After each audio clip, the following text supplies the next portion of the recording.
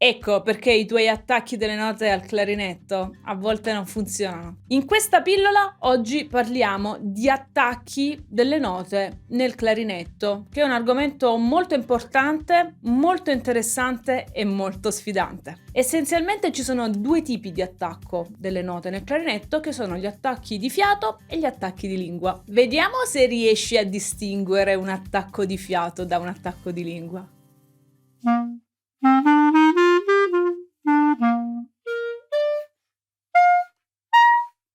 In entrambi i modi di attacco delle note è importantissimo avere l'aria giusta, perché se l'aria non è a posto, quando io andrò a suonare incorrerò in problemi più o meno gravi. E tu mi chiederai, vabbè, come faccio a sistemare l'aria? Vediamo di fare un po' di esercizi insieme.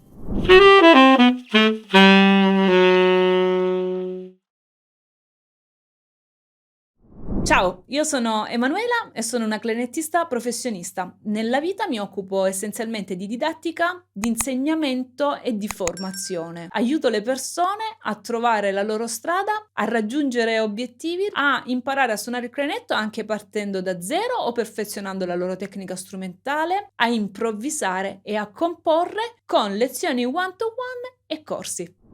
Un esercizio molto potente che si può fare quando si studia clarinetto è di suonare solo con l'aria, senza produrre le note. Facciamo un esempio. Voglio suonare un Do, il Do che sta sotto il pentagramma in chiave di violino. Penso al Do, lo suono. Questa è l'aria del Do.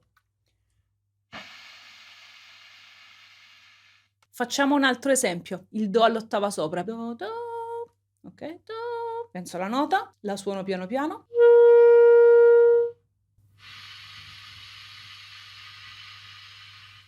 La senti la differenza? Come è più veloce l'aria? Tra il Do basso e il Do all'ottava superiore? Quindi ogni nota del clarinetto ha bisogno di una certa velocità di aria ed è importantissimo che tu faccia gli esercizi con l'aria per capire qual è la velocità dell'aria di ogni singola nota.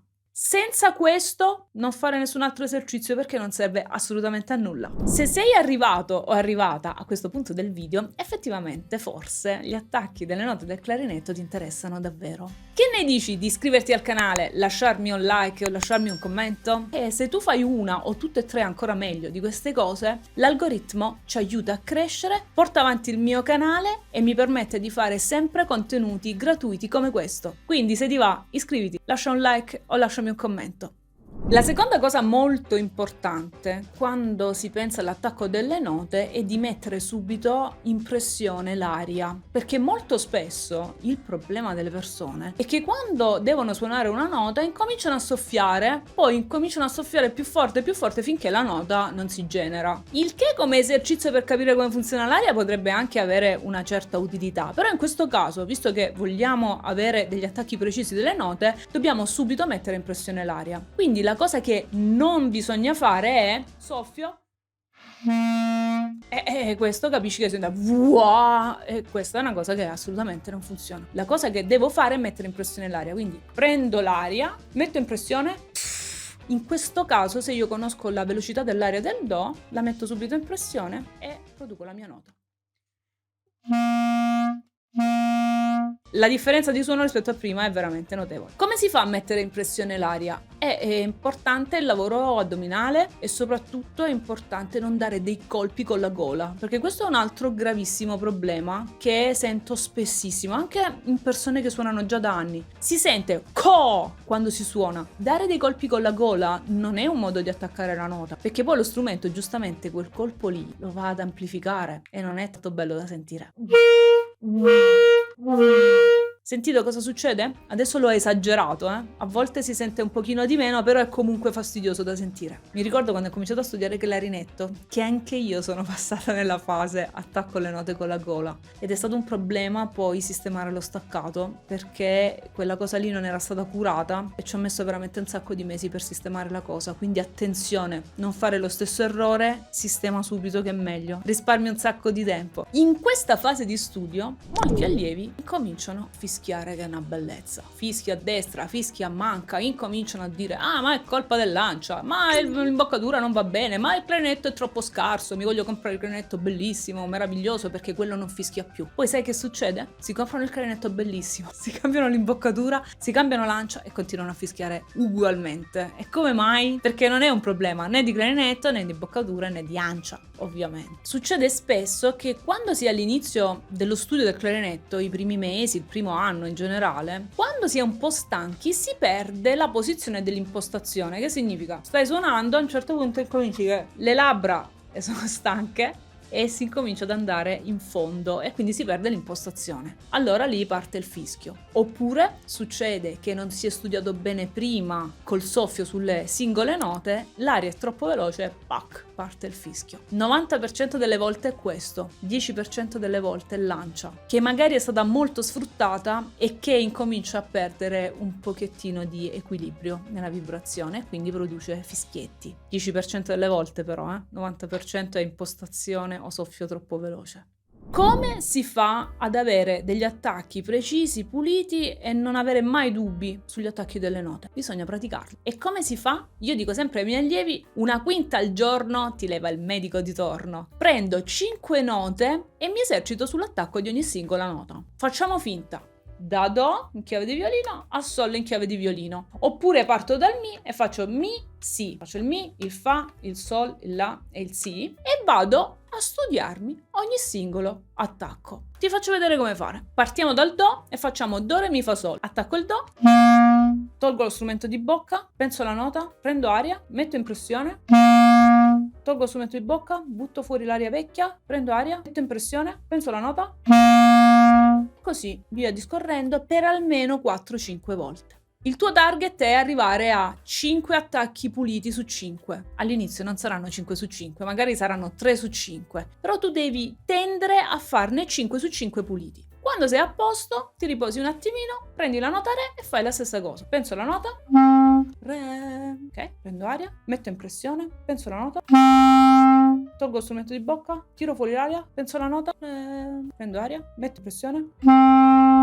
Questo è il modo di studiare gli attacchi. Vabbè Manuè, ma tu all'inizio della pillola hai parlato di attacchi di fiato e attacchi di lingua. Qual è la differenza? La differenza, quando sei pratico a fare gli attacchi, fra la lingua e il fiato è veramente impercettibile. Ti faccio sentire un attacco di lingua e un attacco di fiato, sempre sul Re. Hai visto? Sono molto simili fra di loro. Qual è la differenza? Che quando io attacco con la lingua è un pochino più facile. Prendo l'aria, la metto in pressione, la mia lingua chiude l'ancia. Quando vado a lasciare l'ancia, il suono si genera. Quando voglio chiudere il suono, richiudo con la lingua. Quando devo attaccare invece di fiato, è la stessa identica cosa, solo che la lingua non agisce. Quindi io vado a fare... I miei muscoli addominali si fanno carico del lavoro che la lingua non fa. Quindi, attacco di lingua, l'aria in pressione, la lingua chiude come se fosse un rubinetto, apri e chiudi. Attacco di fiato, sono i miei muscoli addominali che fanno... Quindi sono i muscoli addominali che fanno il lavoro che invece fa la lingua. Per avere degli attacchi di fiato precisi e sicuri è molto importante lavorare per capire la velocità dell'aria. Molto molto importante. All'inizio io consiglio sempre di partire con gli attacchi di lingua perché semplificano tantissimo la vita. Con gli attacchi di fiato a volte potrebbero partire dei fischietti o avere dei piccoli problemi di intonazione. Errori comuni. Quando si attaccano le note, soprattutto con la lingua, si fanno degli errori che sono veramente semplici da risolvere. Adesso vediamo quali sono. Attaccare con la lingua e non avere l'aria in pressione correttamente. Quindi prima do il colpo con la lingua e poi incomincio a soffiare. Questo è un errore comunissimo. Facciamo un esempio su una nota acuta che enfatizza questo problema. Do acuto, quello sopra il pentagramma. Vedi, dato il colpo, l'aria non era a posto. Quando ho cominciato a dare la pressione dell'aria giusta, la nota è partita, però era già passato un sacco di tempo. Quindi è importante sempre avere l'aria pronta dietro la lingua.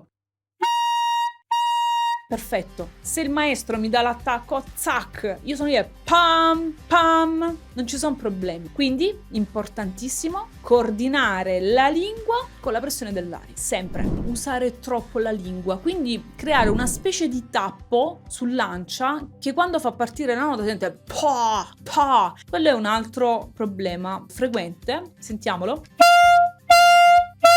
E insieme a questo di solito ci va a braccetto il fatto che quando do il colpo con la lingua faccio un leggero movimento col labbro e sente dua, dua, dua. Quindi ben fermi sempre con il labbro, la lingua tam, è leggera, è delicata, plam, plam, plam, come se fosse una molletta che va via dall'ancia. E la stessa cosa quando stacco, plam, plam, plam, plam, plam, plam, plam. Non è plo, plo, plo, plo. Deve essere velocissima la lingua, è molto importante questo. Come dicevo prima, se gli attacchi di lingua e gli attacchi di fiato sono stati studiati per bene, non si sente tanto la differenza. Ovviamente l'attacco di fiato è più morbido rispetto all'attacco di lingua, però i bravi clarinettisti non fanno sentire assolutamente la differenza. Conoscevi gli attacchi di lingua e gli attacchi di fiato? Se sì o no, scrivimi nei commenti come hai affrontato lo studio, se hai già applicato questo modo di studiare gli attacchi del clarinetto e che risultati hai avuto. Mi piacerebbe davvero leggere i vostri commenti. Per oggi da Seriate è tutto e io ti do appuntamento alla prossima pillola di clarinetto. Ciao ciao!